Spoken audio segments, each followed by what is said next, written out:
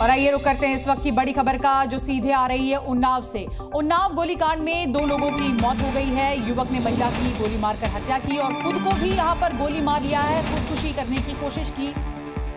इस फायरिंग में महिला की बेटी और उसका पति घायल हुए हैं। प्रेम प्रसंग को लेकर युवक पर केस किया गया था। सूत्रों के हवाले से खबर, जेल से लौटने के बाद उसने गोलीकांड को अंजाम दिया है।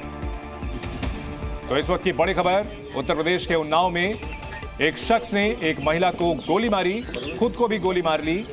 इस हमले में महिला का पति और उसकी बेटी भी घायल हुए हैं।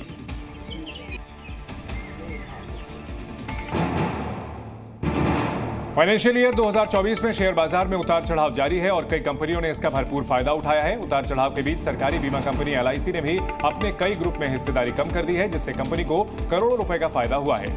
शेयर बाजार के डेटा के मुताबिक हिस्सेदारी कम करने के बावजूद सभी ग्रुप में इसकी बची हुई हिस्सेदारी का वैल्यू काफी हद तक बढ़ गया है। इसके चलते टॉप कंपनियों में LIC का निवेश 37% बढ़ गया है।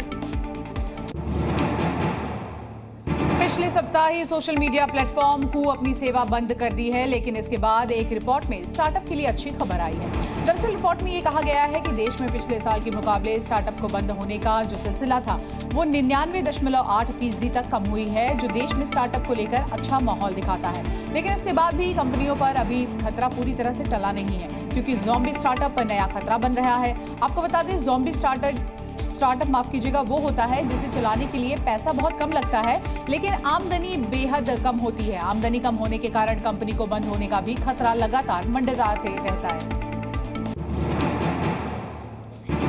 देश में FMCG मार्केट में बढ़ोतरी की संभावना है। तेजी से आगे बढ़ने वाली सामान बनाने वाली कंपनियों को इस फाइनेंशियल ईयर के अप्रैल-जून तिमाही में लाभ की उम्मीद है, जिससे कंपनियों को आने वाले दिनों में बड़ा फायदा हो सकता है। मार्केट में बढ़ोतरी से ग्रामीण इलाके के बाजारों और शहरी बाजार में सुधार से मदद मिली है। डाबर और अदानी विल्मर सहित कई कंपनियों ने तिमाही अपडेट में अप्रैल-जून तिमाही में मांग में सुधार की बात कही है।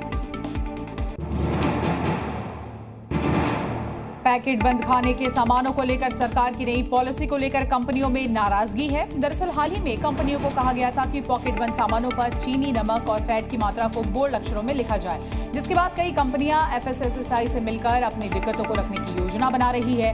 कई कंपनियां इस मुद्दे पर विचार विमर्श करने के लिए FSSAI के पास जाएगी और संगठन के जरिए मुद्दे को उठाएगी। देश में दवाई के कारोबार में लगातार बढ़ोतरी हो रही है। इस साल जून के महीने में दवाई के कारोबार में करीब 9% की बढ़ोतरी हुई है। सबसे ज्यादा बढ़ोतरी सांस और संक्रमण को रोकने से जुड़ी दवाई की बिक्री में हुई है। सांस से जुड़ी मेडिसिन में 19% और संक्रमण से जुड़ी मेडिसिन में 17% की तेजी आई है। साथ ही 2023 से 2024 में इसका कारोबार 2 लाख करोड़ रुपए से ज्यादा का हो गया, लेकिन घरेलू बाजार में मामूली गिरावट देखने को मिली है।